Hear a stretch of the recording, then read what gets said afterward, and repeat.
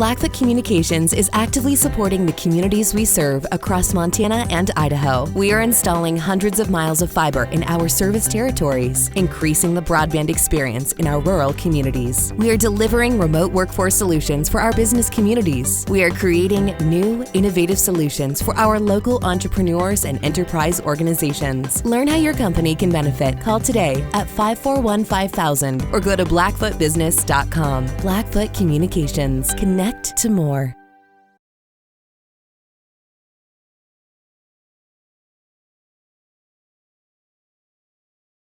Montana pretty tough defensively. So what did you think of the Grizzly defense? Yeah, I think it was a real deal. And we knew they were really good watching them on tape. But you walk off the field seeing them in person. They're the real deal. Comparing and contrasting, what did you see from the film last week against Washington, and then, how did you compare that to what they did today? Was it similar, or was it more startling? What did you think of their defense in person? Yeah, no, I was really impressed. They got great players. They run a great scheme. They didn't do anything different. They just do it really well.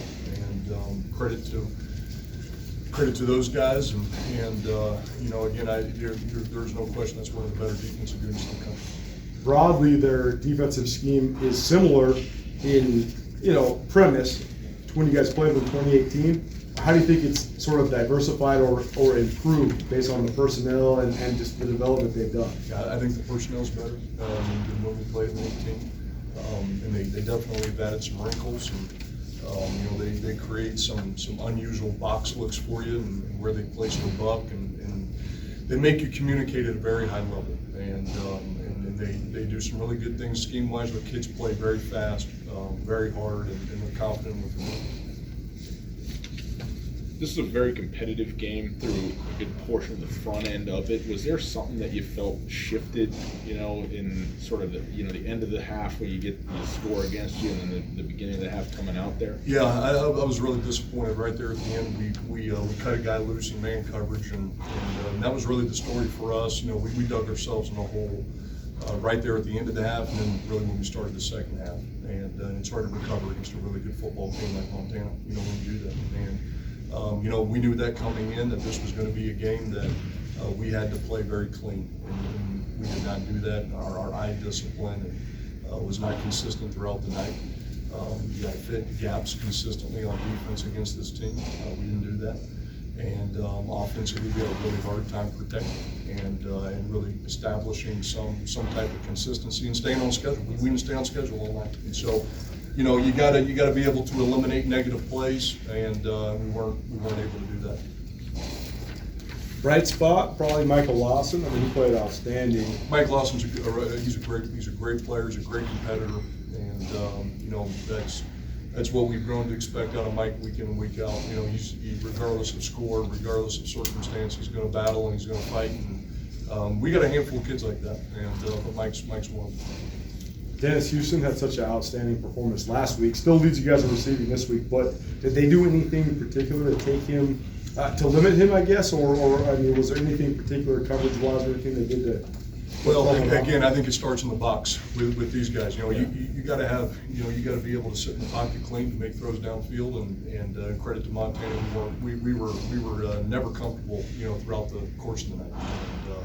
And so, I thought that, Montana made some really good adjustments when, we tried to get the ball out with some pace and tempo and a quick game. They had some really good answers there for Dennis and our other guys, but it really was a story of protection tonight in the pass game. Anything about this matchup that surprised you? No. Montana's quarterback probably looked a lot different in their offense than what you saw on film from last week. So what impressed you about him? I really like him. I really do. I think that it's really evident when you watch him play. He's a great game manager. You can tell he's been in this system. He's confident in what he's doing. He's very poised. He's collected. He's a hard kid to rattle. Even when you get around him. He sat in the pocket tonight, inserted the pocket, and made some really good throws down the field. And he's got the ability to extend plays, and he's a competitive kid. You can tell he's got some edginess to him, which you want out of your guy in your center. So I got a lot of respect for him, especially now playing him in person. And and seeing him compete, I think he's a really good football player. That edge spot, like you said, the buck, or whatever Montana calls it, but they bring 58 off the edge a lot.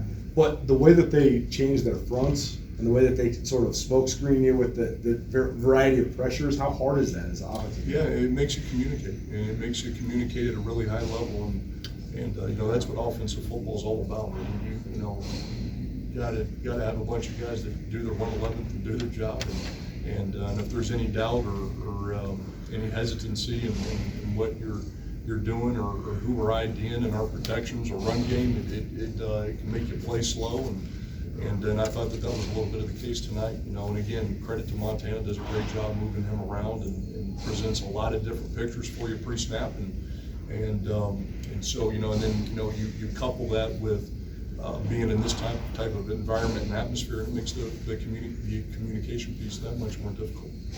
Yeah, I mean, first game here in 21 months under the lights, so I mean, did it play a factor tonight? You know, I think there were times it did, yes. You know, I think we were prepared for it. You know, we knew it was going to be a great environment for a college football game, and but no doubt it creates another layer of just concentration and focus and communication. You know that you typically don't have to. When you take a look at your season as a whole, you start off with 2 really tough weeks against, you know, FBS Ball State and then at Montana. But when you look at your team right now, as you go forward, what are the things you take away and go, okay, this is what I'm excited about? Well, you know, for us, it's just, you know, we've got to get to a point where we can play with a lot more consistency and just execution.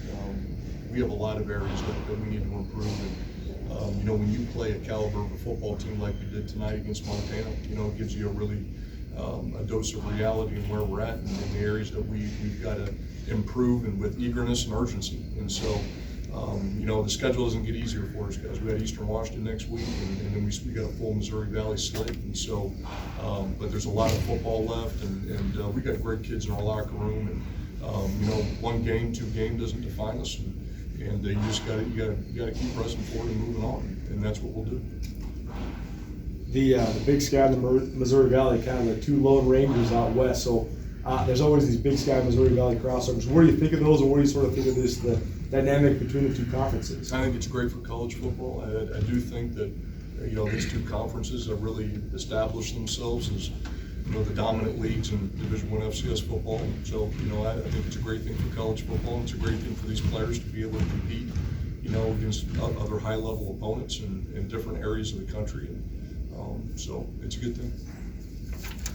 You mentioned it doesn't get any easier, but what do you hope your team's taking from these? I mean, Ball State, Montana, Eastern Washington, that's a pretty dynamite non-conference schedule. So what do you hope your team learns and earns from these? Yeah, you know, we just, you know, we've got to learn, you know, again, just, you know, for us, it really just goes back to basics, and you know, we've got to execute in every area a lot better. And so, you know, we got to look at things really critically, and we've got to take ownership in all areas. Starts with me, starts with our staff and our players, and you know, we're used to playing really good football teams week in and week out. It's really nothing new for us. And, again, guys, I've got a tremendous amount of respect for Coach Hauck and his staff and this Montana program, and wish them nothing but the best rest of the way.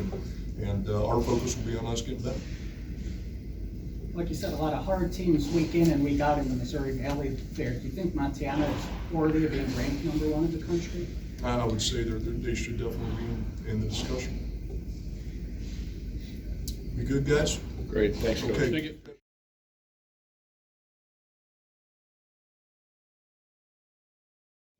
From the crowd. Go ahead, Coach. Great. Thanks for waiting around. We were celebrating a little bit, so that was a good team effort. I'm impressed with the way we were able to bounce back from such a monumental win at Washington last weekend and not get too full of ourselves and come out and get a dominating win over a good football team. The defense was terrific. We're going on 115 plus minutes without being scored upon. I think that's pretty spectacular in this day and age. College football doesn't happen very much. I thought that Western Illinois had a really offense, and that was not the way it played out tonight in our stadium. So, the crowd was awesome. It was so cool to have them back. I just, you know, I told these guys this week that you just wait and see. It's going to be different than what you're accustomed to. And our students were awesome. Our crowd is awesome. Everybody's into it. Everybody's pulling together. Our team feeds off it. It's the greatest setting in college football, right at the base of the mountain and on the river. So it was a great night in the stadium. I'm glad we won. Pat, can you talk about that element, the fact that you guys had such a great win last week, but then played, I mean, with as much focus as you did last week as well. So what did that take to sort of refocus and take care of business tonight? Yeah, it started with our coaches obviously getting us ready and prepared for the week. And then it just trickles down from there. The guys are locked in, laser focused on the next opponent, and not worrying about what happened last week, but just focusing in on Western Illinois and what we got to do to get the win. And we did that today, so great. It was a great effort by everyone in the whole program. To any of the players, just what was it like running out of that tunnel again, and especially, I mean, like Coach said, that student section was there 45 minutes before the game, just packed, ready to go. Like, how did that feel? What was that like? There's nothing like it. Like Coach said, it's the greatest setting in football. And coming out to see the fans all packed in there, riled up, it was something special for sure.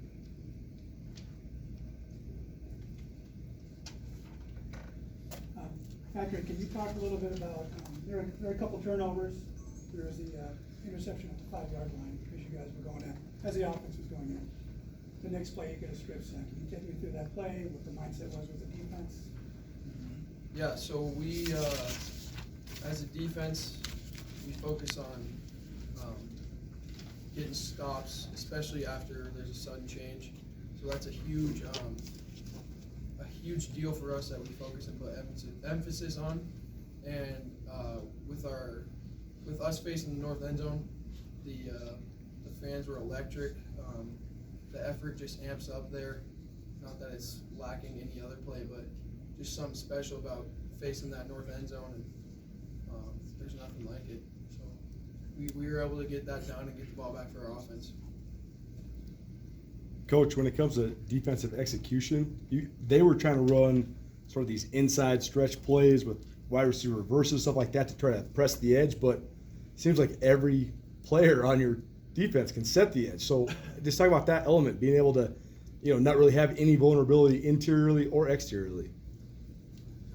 Yeah, it's my belief that we've got good, if not great, speed on defense. It's shown up the first 2 weeks, and they're hard to run around. And you have to body them up. You have to win, and we're doing a lot of different things on who's going to be the edge of the defense. So that's hard to figure out to a degree, and they did not crack the code on that, certainly.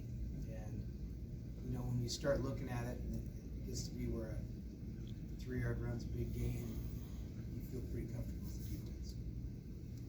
Coach, congrats on 100 wins. What does that mean to you, and then for any of the players?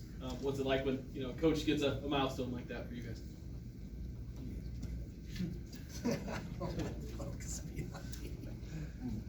Honestly, it feels real great because we go out there every day and we're putting in the hard work throughout the practices. We're pushing each other every day, and so to see it come together in a good game like that and a good win over a good team is just a great feeling.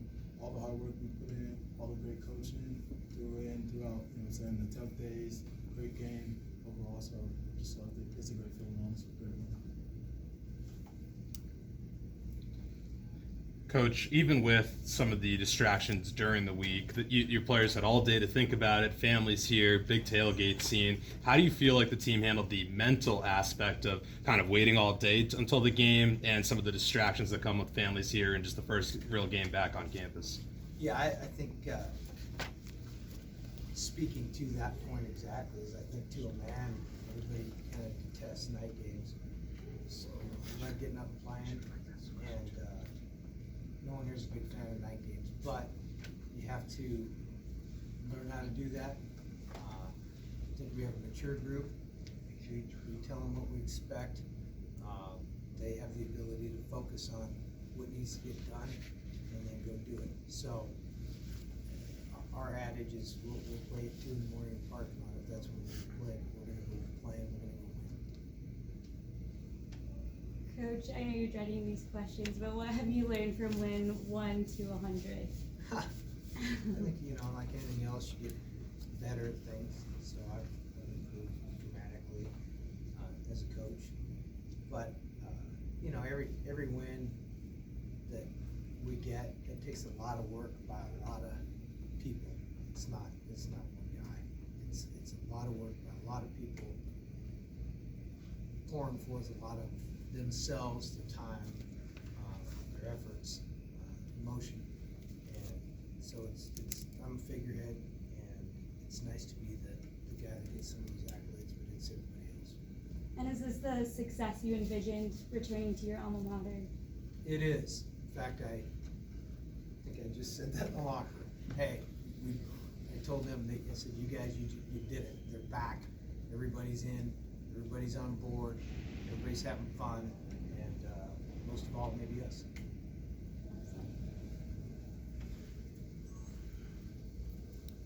Malik, you've got a lot of touches, returning kicks and stuff like that, but not a lot of touches in the offense. We had a big day today, so what'd that feel like, especially scoring touchdowns when it's not a kick return?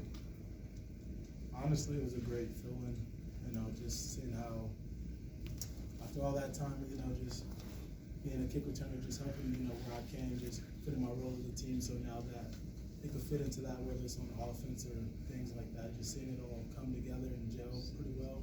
Getting the end zone is a great feeling, whether it's on a kick return or at receiver, but just having these guys up front that help me, great quarterback to throw it to me, it's a great feeling. No words for it, honestly. So humbled, honestly. Cam, can you talk a little bit about the quick change, as Patrick referred to it a while ago? Number 41 got that second pick at the 5-yard line. You're probably a little down, but it didn't last very long because your defense is pretty stellar. Can you talk about that series?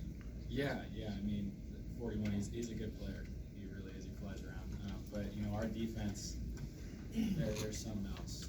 They're outstanding, and it makes my job easy. I'm walking to the sideline to go be pissed at myself, and next thing I know, we got the ball again. So our defenses, they deserve to be credited tonight. They did a heck of a job. Made it easy on me. Coach, I'll ask you about this in lieu of the offensive line and running backs, but 250 yards on the ground, rushing basically, down multiple backs as well. Just your perspective on your ability to move the ball on the ground for 2 weeks, especially given maybe some of the guys that aren't there. Yeah, I thought it was interesting.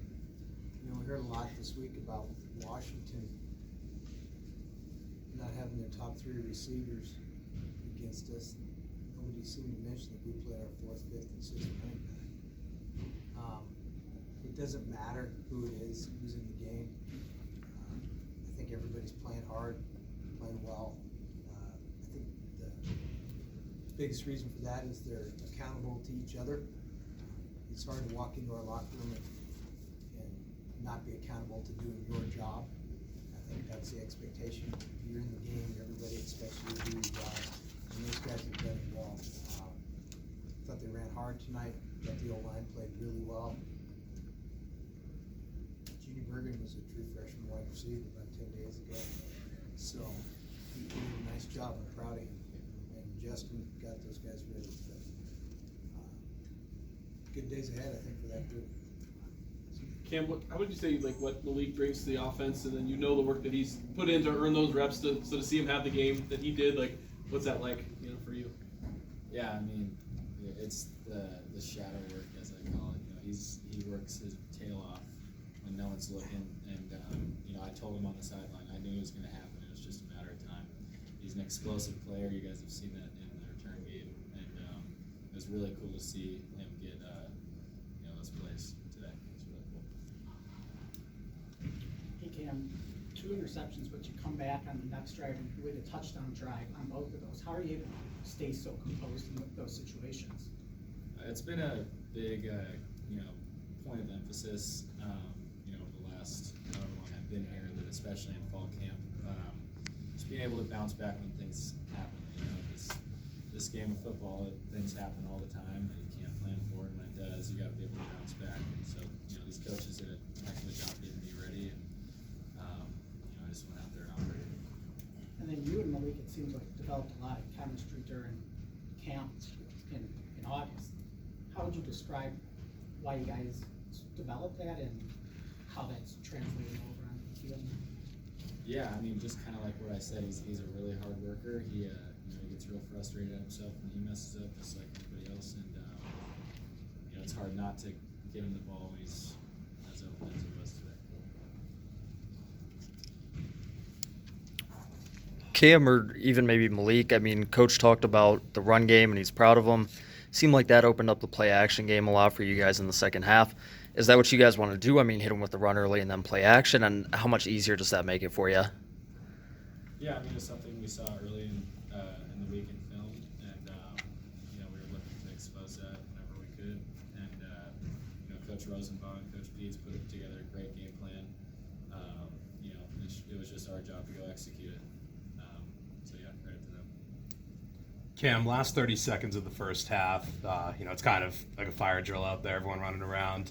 You run those two plays you completed to Cam and then the touchdown. What's going through your mind in that sequence, and really felt like the turning point in the game to get the ball in the end zone with 1 second left? Yeah, I mean, you know, Sammy is a heck of a player, as we all know. He's a really good football player, and you know, I was just trying to give him the ball, and that was pretty much all I was thinking. Pat, fans watching at home aren't always going to know what the schemes are defensively or what it is that you're trying to accomplish, but people can often see effort and flying around and that kind of thing. And I think without question, through 2 weeks, everybody who's watching Montana's defense notes the effort, the explosion, the speed that you guys play with. Everybody's playing at 100%, but why does it look like it's at another level with you and your group on the defensive side? Oh yeah, I think that just comes with preparation and practicing like that, setting the standard to that, and guys don't want to disappoint their coaches, their teammates, the whole program. So when we set that standard, everyone looks to compete and play and bring the effort to that standard, and that's just something that is pretty special about our defense and our whole team, honestly. So yeah. Coach, you mentioned that you're the figurehead of this, but you have some great assistant coaches. So can you talk about just their, I guess, performance, as it were, for the last couple of weeks? Because it seems like they've done a pretty darn good job of paying attention to everything that you guys need. Yeah, we have a, I don't know how you would quantify this statement, but we have as experienced veteran staff as there is in maybe any staff in the country. I'm not just talking FCS, everywhere. These guys can coach. They've won a lot. They know what they're doing. They've won a lot of games. They understand how to get their guys ready to go, and it's fun to watch them coach. They did a magnificent job this week getting our team back centered, focused on the next opponent. I just thought it was terrific by our staff. And, you know, the key is to, it's such a great place to work, it's such a great place to live. It's attractive, and, you know, hopefully we can do our best to keep our staff together, because these guys, they've coached at all the places. They don't have to be here for employment. And I just love the work they do, obviously. One more?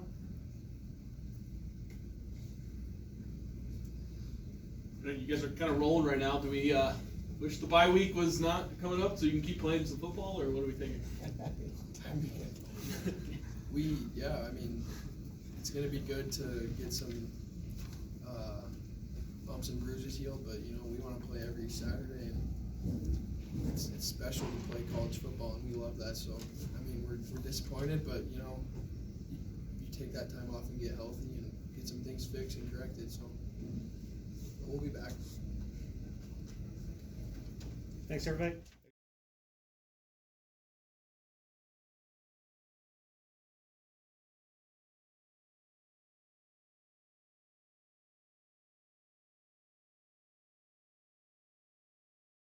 Blackfoot Communications is actively supporting the communities we serve across Montana and Idaho. We are installing hundreds of miles of fiber in our service territories, increasing the broadband experience in our rural communities. We are delivering remote workforce solutions for our business communities. We are creating new, innovative solutions for our local entrepreneurs and enterprise organizations. Learn how your company can benefit. Call today at 541-5000 or go to blackfootbusiness.com. Blackfoot Communications. Connect to more.